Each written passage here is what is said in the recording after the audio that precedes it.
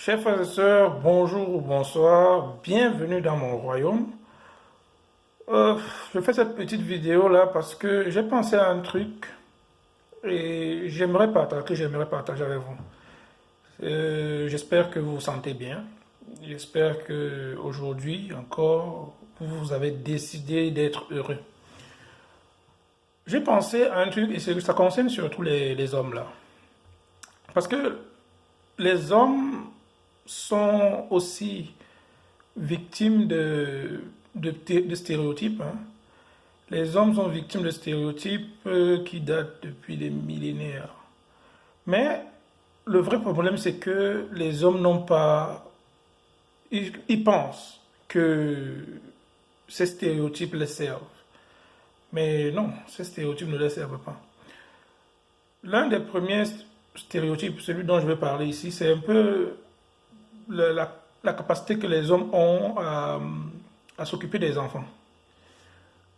En fait, les stéréotypes poussent les hommes aujourd'hui, depuis la nuit des temps en fait, à toujours être les pourvoyeurs, de simples pourvoyeurs. C'est-à-dire que on n'attend pas d'un homme qui s'occupe de l'enfant, qu'il accompagne l'enfant à partir de son plus jeune âge.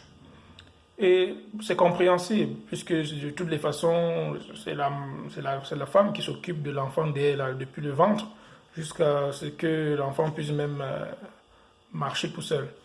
Mais même quand l'enfant commence à marcher, même quand l'enfant commence à se déployer dans la nature, l'homme de la maison a toujours tendance à être en retrait, c'est-à-dire à se mettre un peu à distance de ses enfants.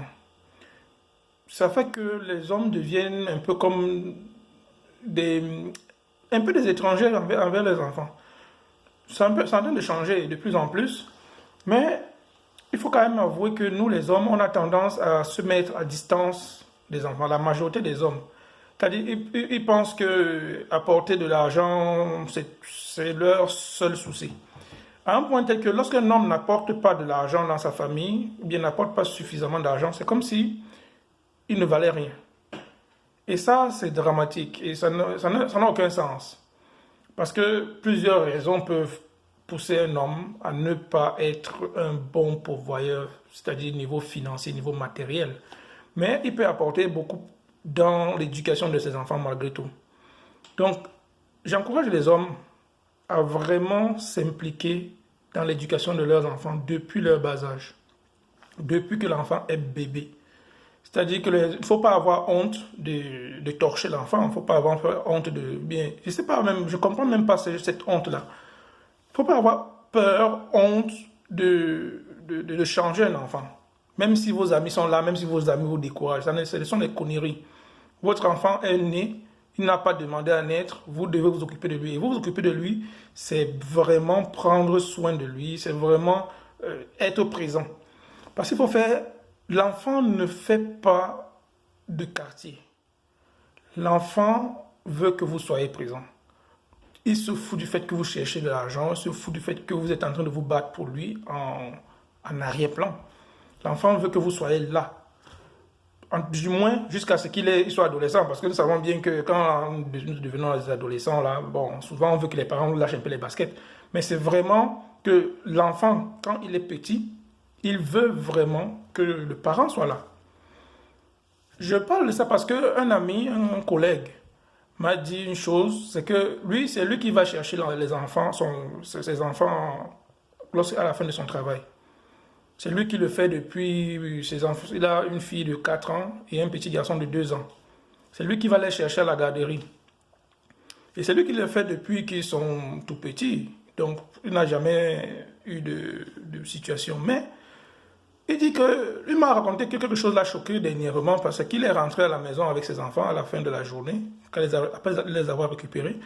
Et les enfants, surtout la fille, la grande, c'est la fille de 4 ans, elle a dit, dans la voiture, il a demandé à son papa pourquoi sa maman ne vient pas souvent la chercher. Bon, mais il a essayé de lui expliquer que, bon, maman, quand elle finit le travail, elle n'a pas la voiture pour venir la chercher, donc c'est lui qui s'en charge, parce que c'est lui qui a la voiture. Mais l'enfant n'a pas compris ça. L'enfant lui a dit tout simplement que je pense que si maman ne vient pas, parce que l'enfant voit que les autres mamans viennent souvent chercher les enfants. L'enfant dit que à son père, si maman ne vient pas, c'est que maman ne m'aime pas. Je suis sûr que maman ne m'aime pas. C'est un enfant de 4 ans qui le dit. Donc il faut s'imaginer un peu que plus l'enfant va grandir, en tout cas jusqu'à ce qu'il puisse comprendre, c'est-à-dire jusqu'à ce que peut-être il ait, je peux dire même 15 ans, s'il grandit dans cet état d'esprit, carrément l'enfant a l'impression que l'un de ses parents ne l'aime pas. Alors que les parents, eux, ils pensent qu'ils font le maximum pour montrer à l'enfant, pour sécuriser l'enfant. Donc, là, j'ai compris que souvent, en réalité, ce sont les papas qui ne vont pas à la garderie chercher leurs enfants. Et ce sont les mamans qui y vont. Donc, ce qui fait que quand l'enfant grandit comme ça, naturellement, il a une distance avec son père. Il est beaucoup plus proche de sa mère. Parce que pour lui, le papa, bon, peut-être même il se dit que papa ne l'aime pas. Donc, je pense que les hommes, on doit s'impliquer vraiment dans l'éducation de nos enfants, dans la présence, surtout en termes de présence, surtout nous les hommes noirs. Parce qu'il faut savoir que, par exemple, dans les pays comme les États-Unis, je parle des États-Unis parce que c'est un pays qui fait des statistiques ethniques, donc la communauté noire a vraiment beaucoup de problèmes parce que déjà, il y a plus de meurtres. Je ne sais pas s'il y a une famille noire aux États-Unis qui ne connaît pas de meurtre, au moins un meurtre par génération. C'est-à-dire que qui ne subit pas un meurtre par génération. Parce que je pense que les parents, les papas ont démissionné. Les papas, même s'ils n'ont pas démissionné volontairement, mais en tout cas, se sont mis un peu à l'écart. Bon, peut-être le système fait en sorte que les hommes noirs, en tout cas, se mettent un peu à l'écart, mais même si vous êtes séparé de votre femme, de votre conjoint, de quoi, même si vous avez divorcé, faites le maximum pour garder le contact avec vos enfants. Allez les chercher à la garderie. En tout cas, essayez de vous entendre avec votre femme. Ne faites pas le malin. Vous savez, même si, quel que soit ce qui vous a séparé, il faut savoir qu'il y a quelque chose qui vous a uni avant. Et cette chose qui vous a uni avant, même si vous ne vous en rendez pas compte, cette chose a permis d'avoir un enfant. Souvent, il y a beaucoup d'aléas de la vie qui font qu'on se perde un peu et que, bon, vous savez, ça arrive.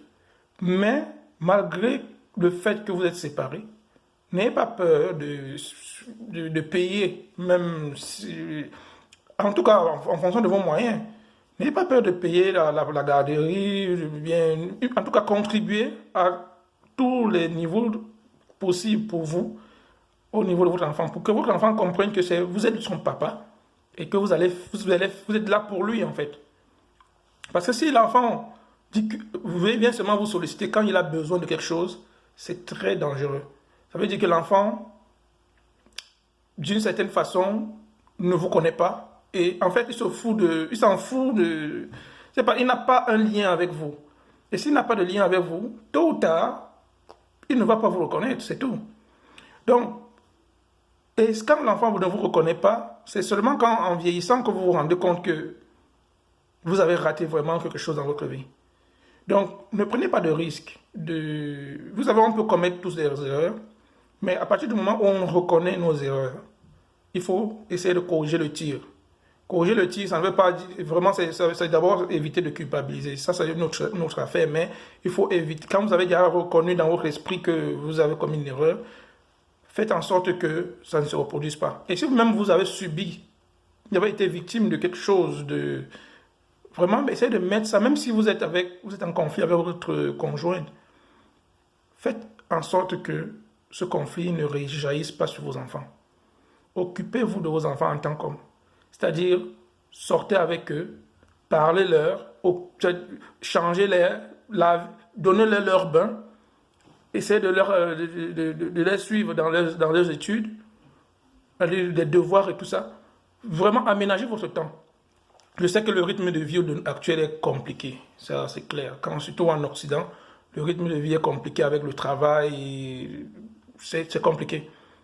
Mais nous avons besoin, en tant qu'hommes, d'être présents pour nos enfants, surtout les hommes noirs.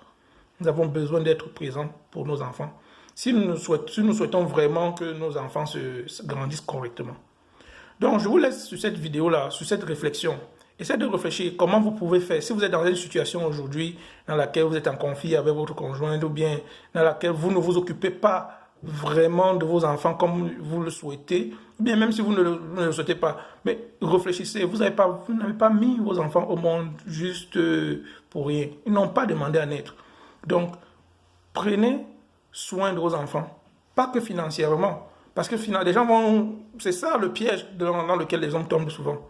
Ils pensent qu'ils doivent se battre financièrement. Si vous vivez dans un milieu où vraiment tout le monde vous dit si tu n'as pas apporté assez d'argent, bien...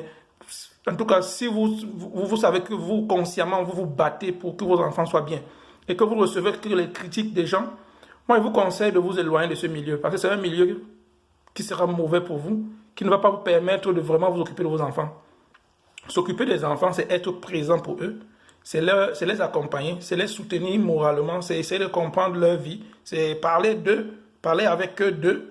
Et surtout, vous, si vous avez des activités ou bien un emploi qui pour vous permet de les amener de temps en temps, prenez vos enfants, amenez-les à votre boulot parfois, essayez de montrer aux collègues ou bien montrez-leur comment vous vivez en fait.